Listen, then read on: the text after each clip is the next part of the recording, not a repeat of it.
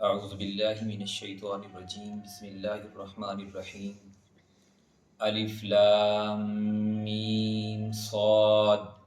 کتاب انزل الیک فلا یکن فی صدرک حرج منہ لتنذر به وذکری للمؤمنین اتبعوا ما انزل الیکم من ربکم ولا تتبعوا من دونه اولیاء قلیلا ما تذکرون صدق اللہ العظیم۔ سامعین کرام، سورہ الاعراف کی پہلی 3 آیات آپ کے سامنے تلاوت کی ہیں۔ مکہ مکرمہ کے آخری دور میں یہ سورہ مبارکہ نازل ہوئی۔ اس کا شان نزول اور سورہ الانعام جو ہم نے پیچھے پڑھی ہے تقریباً قریب ہے۔ اس سورہ مبارکہ میں جو عقیدہ رسالت ہے اس کے نہ ماننے پر جو وعیدیں ہیں، ڈراوا ہے، وہ بار بار اس میں دیا گیا ہے کہ جو اللہ کے نبی صلی اللہ علیہ وآلہ وسلم کی بات کو نہ مانے ان کا انجام بہت ہی برا ہونے والا ہے۔ الف لام میم صاد یہ حروف مقطعات ہیں، ان کا مطلب صرف اللہ ہی جانتا ہے یا اللہ نے اپنے رسول کو بتایا ہو لیکن ہمیں نہیں پتہ۔ کتاب انزل الیک فلا یکن فی صدرک حرج منہ لتنذر به وذکری للمؤمنین، یہ ایک کتاب ہے جو آپ کی طرف نازل کی گئی ہے، یعنی نبی کریم صلی اللہ علیہ وآلہ وسلم کو اللہ نے مخاطب کیا ہے کہ اے محمد صلی اللہ علیہ وسلم، اس کتاب کو ہم نے آپ کی طرف نازل کیا ہے۔ فلا یکن فی صدری کا، آپ کے دل میں اس سے کوئی جھجک نہیں ہونی چاہیے۔ کس قسم کی جھجک؟ ظاہر نبی کریم صلی اللہ علیہ وآلہ وسلم 11 سال ہونے کو تھے اور مکہ میں جو آپ دعوت پیش کر رہے تھے اس کا استقبال مخالفتوں اور مزاحمتوں سے ہو رہا تھا۔ ان مخالفتوں اور مزاحمتوں کے درمیان میں راستہ نکالنا اور آگے بڑھنا کوئی آسان کام نہیں تھا، مشکلات تھیں، آگے اندھیرا نظر آتا تھا۔ تو اللہ تعالیٰ نے یہ فرمایا کہ آپ اپنا کام کیے جائیں، آپ جھجکیں نہ، آپ اپنا کام جاری رکھیں۔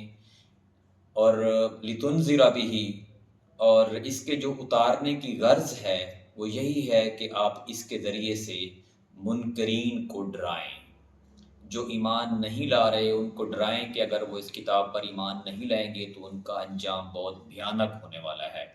وذکریٰ للمؤمنین، اور ایمان لانے والوں کو یاد دہانی ہو، جو لوگ ایمان لا چکے ہیں، قرآن کو مانتے ہیں، آپ کی رسالت کو مانتے ہیں، ان کو یہ یاد دہانی ہو کہ ان کے کرنے کا کام کیا ہے ایمان لانے کے بعد، تو وہ یاد دہانی کے طور پر اس کو پڑھتے رہیں اور عمل کرتے رہیں۔ اتبعوا ما انزل الیکم من ربکم، پہلے خطاب اس آیت میں نبی کریم صلی اللہ علیہ وسلم کو اللہ نے مخاطب کر کے کیا اور پھر تمام انسانوں کو، کہ جمع کا صیغہ ہے اتبعوا، لوگو جو تمہاری رب کی طرف سے تم پر نازل کیا گیا ہے، بلا اس کی اتبعوا یعنی اس کی پیروی کرو، جو تمہارے رب کی طرف سے نازل کیا گیا، یعنی قرآن پاک جو نازل ہوا ہے اس کی پیروی کرو۔ اس کے نازل کرنے کا مقصد یہی ہے کہ اس کے مطابق اپنی زندگی بسر کرو۔ اس آیت کا جو مرکزی مضمون ہے وہ یہ ہے کہ انسان کو دنیا میں زندگی بسر کرنے کے لیے جس ہدایت اور رہنمائی کی ضرورت ہے وہ اس قرآن سے لے، اپنے بارے میں اور کائنات کے بارے میں اس حقیقت کو جاننے کے لیے جس علم کی ضرورت ہے وہ بھی اس قرآن سے لے، اپنے اخلاق، تہذیب، معاشرت اور تمدن کو صحیح بنیادوں پر قائم کرنے کے لیے انسان جن اصولوں کا محتاج ہے وہ اصول بھی اس کو قرآن ہی بتائے گا، اور نبی کریم صلی اللہ علیہ وسلم کے ذریعے سے یہ چیز جو ہم تک پہنچی ہے۔ تو فرمایا کہ تم اسی کی اتباع کرو جو تمہارے اوپر نازل کی گئی ہے، ولا تتبعوا من دونہ اولیاء، اور اپنے رب کو چھوڑ کر دوسرے سرپرستوں کی پیروی نہ کرو۔ اولیاء ولی کی جمع ہے جس کا مطلب ہوتا ہے سرپرست، جیسے ایک خاندان کا ولی ہوتا ہے، سرپرست ہوتا ہے جو بڑا ہوتا ہے، عام طور پر خاندان والے اس کی بات مانتے ہیں،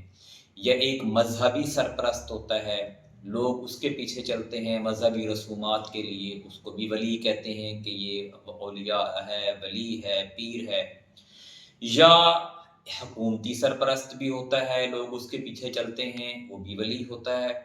تو اللہ نے فرمایا کہ اس کتاب کو چھوڑ کر تم نے کسی ولی کی بات نہیں ماننی، اگرچہ وَلَا تَتَّبِعُوا مِن دُونِهِ اولیاء، کہ اپنے رب کو چھوڑ کر دوسرے اولیاء کی یا سرپرستوں کی تم نے پیروی نہیں کرنی، قلیلا ما تذکرون، مگر تم نصیحت کم ہی مانتے ہو۔ اللہ کو بھی پتہ ہے انسان کے نیچر کا کہ انسان نے اپنے رب پر اکتفا نہیں کرنا، ایک جگہ پہ کھڑے نہیں ہونا، اس نے کئی ولی بنانے ہیں، اس نے کئی سرپرست بنانے ہیں، کئی لوگوں سے کے پیچھے بھاگنا ہے، اس سے کئی لوگوں سے اس نے لالچ اور طمع لگانا ہے، اور کئی لوگوں سے ڈرنا اور خوف کھانا ہے، کئیوں کو روزی کا داتا اور مالک بنانا ہے۔ اس لیے اللہ نے فرمایا کہ نصیحت تو کر دی ہے، بات پہنچا دی ہے، لیکن تم نصیحت کم ہی مانتے ہو۔ یہ انسان کی فطرت ہے۔ ہمیں چاہیے کہ جو باتیں قرآن میں بیان ہوتی ہیں ان کو تفصیل کے ساتھ پڑھیں، غور کریں، توجہ کریں اور ان پر عمل کرنے کی کوشش کریں۔ اللہ تعالیٰ سے دعا ہے کہ ہمیں اس سیدھے راستے کو اپنانے کی توفیق عطا فرمائے۔ جزاک اللہ۔